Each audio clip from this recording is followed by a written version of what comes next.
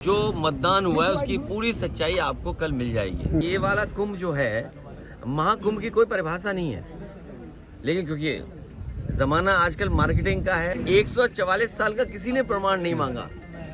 ये चुनाव भी 144 साल वाला जैसा चुनाव था। दिन भर ये कहने से नहीं चूकते थे कि विश्व गुरु बनने जा रहे हैं, अर्थव्यवस्था उनकी तीसरे नंबर पे पहुंच रही है। वो आजकल कैसे चुप घूम रहे हैं, मौन हो गए हैं। कल दिल्ली के नतीजे आ रहे हैं, कल मिल्कीपुर के उपचुनाव का नतीजा आ रहा है, उसको लेकर के आपने लगातार चुनाव आयोग पर निशाना साधा, सवाल खड़े किए। आखिरकार संवैधानिक संस्था पर इस तरीके के सवाल क्यों? कई बार एग्जिट पोल के जो अनुमान होते हैं वो ठीक नहीं निकलते हैं। जो एग्जिट पोल अपने सर्वे के माध्यम से जानकारी देता है वो कई मायने में सही नहीं निकलता।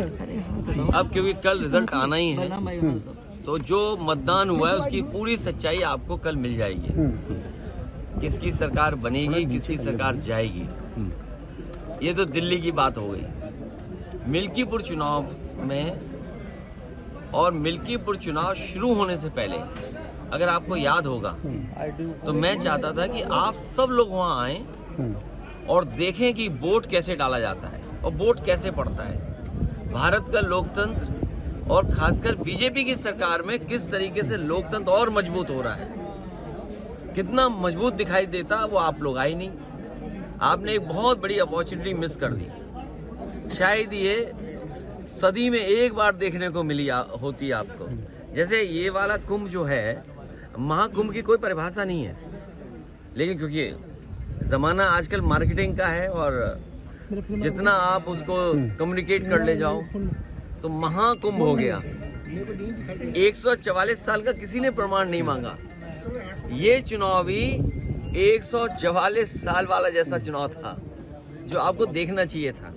सोचिए आप, बगल के जिले जो हैं वहां से भारतीय जनता पार्टी ने अपने कार्यकर्ता बुलवाए। अंबेडकर नगर से कार्यकर्ता है, अब तो हम लोगों को उनके गांव पता लग गए हैं क्योंकि पकड़े गए थे कुछ लोग। बगल के जिले से अमेठी से लोग आए थे, सुल्तानपुर से लोग आए थे, रायबरेली से लोग आए थे, और गाड़ियों के नंबर हैं। अगर आप चाहोगे तो मैं अपने पार्टी के पेज पे कुछ गाड़ियों के नंबर आपको दे दूंगा, डाल दूंगा। प्रिसाइडिंग ऑफिसरों की आपको वो रिकॉर्डिंग मिल गई होगी, जहां पर प्रिसाइडिंग ऑफिसरों से पूछा कि भाई टारगेट पूरा है कि नहीं है और किस टारगेट में आप हैं, आपको 30 वोट डलवाना है फर्जी या 50 वोट डलवाना है या उससे ऊपर, वो भी रिकॉर्डिंग आपको हम लोगों ने जानकारी कर दे दी। बीएलओ कौन पोस्ट होंगे, बीएलओ कौन पोस्ट होंगे, किस थाने में कौन पोस्ट होगा, सीओ कहाँ पोस्ट होगा, एसएसपी कौन क्या देखेंगे, ये सब वेल प्लान्ड इलेक्शन हुआ। ये वाला, ये आपने 144 साल वाला जिस तरीके से कुंभ था, उस तरह दुनिया का सबसे अच्छा चुनाव आपने मिस कर दिया। ये अपॉर्चुनिटी प्रेस को मिस नहीं करनी चाहिए थी। लेकिन चुनाव बात की जाए तो जिस तरीके से अमानवीय व्यवहार भारतीय नागरिकों के साथ अमेरिका ने किया, उसको लेकर के कल आप लोगों ने संसद में प्रोटेस्ट भी किया। क्या जिस तरीके से आप लोग आवाज उठा रहे हैं ये आगे भी देखने को मिलेगा सदन के अंदर? भारतीय जनता पार्टी की कुछ चीजों की तो पोल खुल गई, एक बार सवाल और पोल इसलिए खुल गई कि हमने और आपने वो डंका बजते हुए देखा था। जी, बड़े बड़े इवेंट देखे थे हम लोगों ने, और ये भारतीय जनता पार्टी वाले लोग कोई दिन नहीं चूकता था जिस दिन ये नहीं कहते थे कि दुनिया में हम कहां पहुंच गए हैं, हम कुछ बन गए हैं, विश्व गुरु बन गए हैं। सोचिए आप, जो लोग दिन भर ये कहने से नहीं चूकते थे कि विश्व गुरु बनने जा रहे हैं, अर्थव्यवस्था उनकी तीसरे नंबर पे पहुंच रही है, वो आजकल कैसे चुप घूम रहे हैं, मौन हो गए हैं।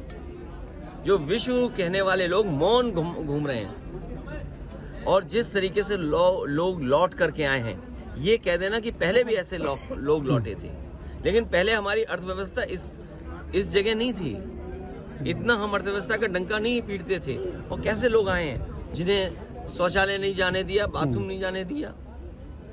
ये व्यवहार किसी व्यक्ति के साथ हो सकता है, इनह्यूमन व्यवहार है। और दुनिया का एक देश है, शायद हो सकता है अमेरिका से वो मजबूत नहीं उतना, लेकिन वहां के राष्ट्रपति ने मना कर दिया कि हम फौज से लाए हुए अपने नागरिकों को स्वीकार नहीं करेंगे, और अंततः अमेरिका को स्वीकार करना पड़ा। क्या भारत इतना कमजोर हो गया है? क्या हमारा हिंदुस्तान इतना कमजोर है जब हम हिंदुस्तान का इतना बड़ा बाजार दे रहे हैं अमेरिका को, आप सोचिए नोएडा में न जाने कितना बाजार हमने उनके हाथ में दे दिया होगा। हम कहते हैं हमारे लोग इलीगल पहुंच गए वहां पे, इलीगल इमिग्रेशन हो गया। तो किसकी नाकामी है? ये सरकार की नाकामी है जो क्वालिटी ऑफ लाइफ या उनको बेटर अपॉर्चुनिटी नहीं दे पा रहे। अगर उन्हें बेटर अपॉर्चुनिटी यहाँ मिल रही होती, क्वालिटी लाइफ बेटर यहाँ होती, तो शायद वो 50 लाख और 1 करोड़ रुपए दे करके नहीं जाते। पंजाब के तो चलो 50 लाख रुपए की सुनने में आ रहा है दे करके गए हैं, लेकिन गुजरात वाले तो 1 करोड़ रुपए दे के गए हैं। कम से कम सरकार को जो पैसा दे करके गए हैं उनके सरकार को पैसे वापस कराने चाहिए। और जिस उम्मीद के साथ वो लोग गए थे, घर परिवार के लोग, वही नहीं, भारत के और भी लोग हैं जो अपनी क्वालिटी वाला बेटर जीना चाहते हैं, जॉब्स चाहते हैं, नौकरियां चाहते हैं, अपने परिवार की सिक्योरिटी चाहते हैं, अपने परिवार की प्रॉस्पेरिटी चाहते हैं। उनको सरकार मौका दे। अगर मौका नहीं देती है तो ये जो अर्थव्यवस्था में आप दिखा रहे हो ना कि हम किस ऊंचाई पे पहुंच रहे हैं, आप कुछ लोगों को ऊंचाई पे पहुंचा रहे हो, आम लोगों को उस ऊंचाई तक नहीं ले जा रहे। एग्जिट पोल के बाद टीएमसी ने सवाल खड़े किए नेतृत्व पे, आप क्या कहना चाहेंगे? इंडिया गठबंधन को लेकर के भी सवाल गठबंधन के खड़े। नेतृत्व पे सवाल खड़ा किया है। अभी कोई बड़ा सवाल नहीं पूछना है, ये हमारा इंडिया का अंदर का मामला है, ये हम लोग सुलझाते रहेंगे। Thank you. ठीक है सर, थैंक यू। क्या चीज? 27 में पीडीए चलेगा और पीडीए के लोग देख रहे हैं कि उनका वोट कैसे छीना जा रहा है, वो कैसे अपमानित हो रहे हैं। उन्हें एसओ की पोस्टिंग नहीं मिलेगी, सीओ नहीं बनाया जाएगा क्योंकि वो वोट में कहीं ना कहीं आपको दे देंगे। कौन सिपाही पोस्ट होगा? क्या पीडीए परिवार के लोग नहीं देख रहे हैं कि भाई जब पोस्टिंग होगी तो उनके नाम देखे जाएंगे, उनका नाम काट दिया जाएगा। तो ये जो पीडीए के लोगों का अपमान हुआ है, और यही तो हम कहते थे कि बाबा साहब भीमराव अम्बेडकर जी ने जो अधिकार दिया है उन अधिकारों को छीन रहे हैं। बात ये वोट ही नहीं डालने दोगे आप, या दूसरे आपके लोग वोट डाल लेंगे, ये कहाँ की वो है? इसीलिए मैंने कहा कि इलेक्शन कमीशन मर गया है। इलेक्शन कमीशन को जांच करनी चाहिए कि जो मरे हुए लोग थे उनके वोट कैसे पड़ गए, और अगर वोट पड़े हैं तो प्रिसाइडिंग ऑफिसर और जो संबंधित अधिकारी उनके खिलाफ कार्रवाई क्या कर रहा है इलेक्शन कमीशन।